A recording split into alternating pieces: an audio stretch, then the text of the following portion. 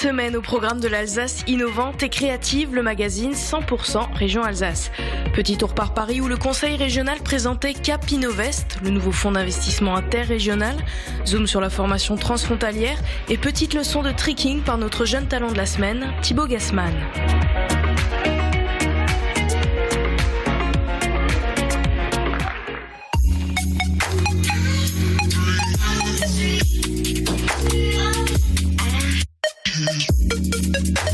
Parce qu'investir dans des startups est souvent perçu comme très risqué, les jeunes entreprises innovantes peinent parfois à trouver des fonds pour se pérenniser. C'est là qu'intervient le nouveau fonds d'amorçage interrégional Cap Innovest. Le but, répondre aux besoins de ces jeunes entreprises innovantes. Ce fonds regroupe 3 régions, Bourgogne, Franche-Comté et Alsace, la BPI France et des investisseurs privés, parmi lesquels EDF, BNP Paribas et la Caisse d'épargne. C'est de la participation en fonds propres et donc les entreprises, quand elles se développent, le moment venu, elles remboursent tout simplement ce qu'on a mis dedans avec un peu des bonus supplémentaires. Donc c'est de l'argent qui évidemment n'est pas perdu, c'est de l'argent qui revient le moment venu à la collectivité pour ce que met la collectivité. C'est l'État qui met au travers du commissariat général à l'investissement, au travers de la BPI, mais on le fait aussi avec des partenaires privés que sont EDF, que sont par exemple les banques. Les entreprises bénéficiaires doivent innover dans les secteurs des sciences de la vie, de la santé ou du numérique, avoir moins de 8 ans d'existence, exercer une activité économique en Alsace, en Bourgogne ou en Franche-Comté et présenter un grand potentiel de croissance. Parmi les 7 premières entreprises bénéficiaires, plusieurs sont alsaciennes. Ça va nous permettre de passer une étape fondamentale, c'est-à-dire qu'aujourd'hui on a un produit, on a une technologie et maintenant il faut qu'on la mette à disposition du marché. On va le faire sur un business model qui est complètement innovant dans ce secteur-là, puisqu'on va aller vers un business model IT avec des notions de software as a service, c'est-à-dire de services en ligne, de paiement à l'analyse en ligne, donc des outils très simples à utiliser, accessibles au plus grand nombre. Et on n'aurait jamais pu lancer cette phase de commercialisation sans un fonds comme Cap Innovest. S'il y a eu Cap Innovest, on saurait, parce qu'aujourd'hui nous sommes 11, on serait obligé de diminuer pour maintenir la cap et pouvoir développer grâce au chiffre d'affaires, entre guillemets, avec les clients que nous avons plutôt côté l'Allemagne et côté Suisse. Et c'est vrai que leur présence est extrêmement importante pour pouvoir justement garder, en même temps renforcer l'équipe, parce que nous avons encore avoir 2 autres personnes qui cette année vont rentrer dans l'équipe pour pouvoir répondre aux besoins d'une part des clients et développement technologique. Doté d'une enveloppe de 36 millions d'euros, Cap Innovest vise à soutenir 25 à 30 jeunes sociétés dans les prochaines années.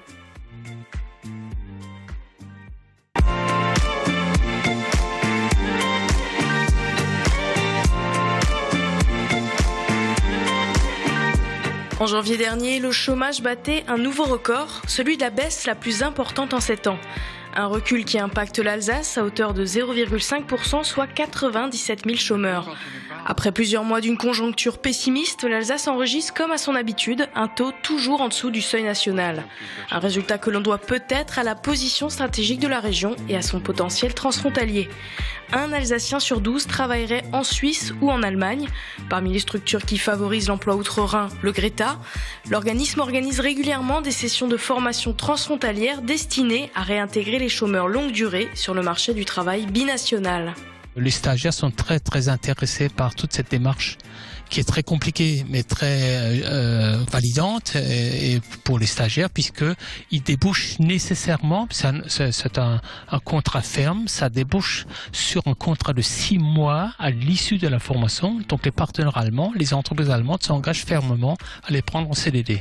Le marché alsacien a une très bonne cote pour le marché allemand. Ça fait de nombreuses années où les entreprises allemandes sollicitent, non seulement il n'y avait pas la barrière de la langue, et ils savent que le marché, le public alsacien, il est quand même très motivé, très souple, travailleur. Nous avons quand même une réputation assez bonne qui permet aux entreprises allemandes d'être rassurées sur la qualité du travail qui va être fourni plus tard. Après plusieurs mois de chômage, Eric a fait le choix de la reconversion pour tenter sa chance de l'autre côté du Rhin. Suite à un licenciement, je me suis retrouvé donc sans emploi. Force de chercher dans ma profession, notamment directeur commercial, voire responsable logistique. J'ai trouvé pas mal de portes fermées, liées beaucoup à l'âge. L'âge, donc on ne veut plus payer les gens, donc on prétend qu'ils sont pas bons. Donc je me retrouve coincé des deux côtés, quoi. C'est ce qui m'a poussé à prendre cette formation. Enfin, l'opportunité m'a été proposée et je l'ai saisie puisque je pense que c'est une des seules façons de remettre un pied à l'étrier. Grâce à cette formation, on aura un emploi. De combien de temps, je ne sais pas, mais au moins ça nous permettra de mettre en avant ce qu'on sait faire et de se vendre au prix qu'on vaut, quoi.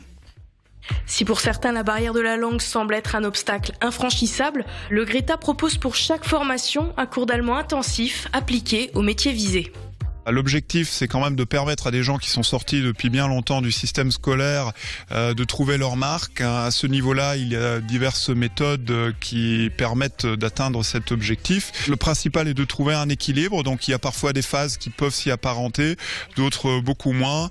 L'important, c'est vraiment que par rapport à tous les profils qui sont présents, chacun y trouve son compte et qu'on permette au groupe d'avancer sereinement. Donc, l'adaptation, c'est certainement le mot d'ordre à ce niveau. L'automobile, le bâtiment, la restauration et l'industrie font partie des secteurs les plus dynamiques de l'autre côté de la frontière. Avec un chômage à seulement 4% et une crise démographique, l'Allemagne semble devenir l'Eldorado des travailleurs alsaciens.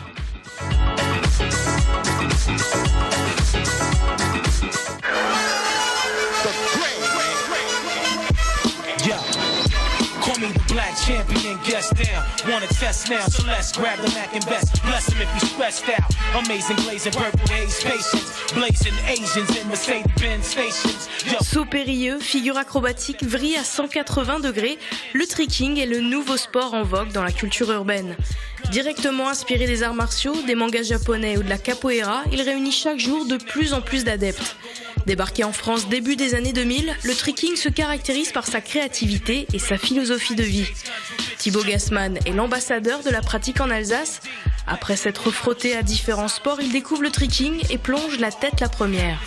Le jour de mes 15 ans, j'ai découvert le tricking par un ami au lycée qui en faisait lui-même, à petit niveau on va dire.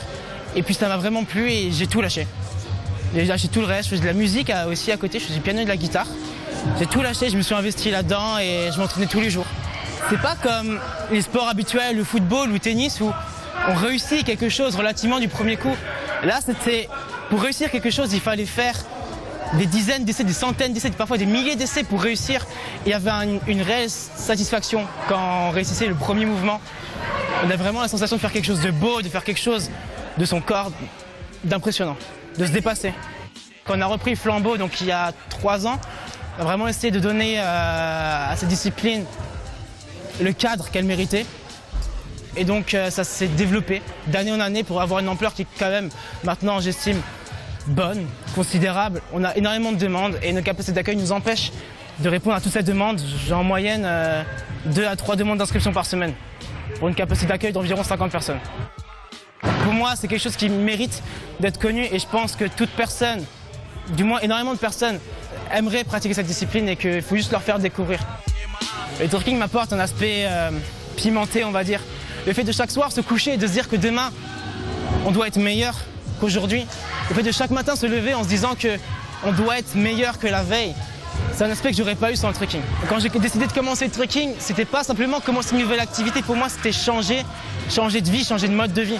J'ai vraiment essayé de me discipliner, de réussir dans tous les domaines, que ce soit dans le trekking, dans les arts martiaux, parce qu'à côté j'ai également commencé le kung-fu, dans les cours, dans tous les autres domaines de la vie. J'ai vraiment essayé de me discipliner pour parvenir à mes buts.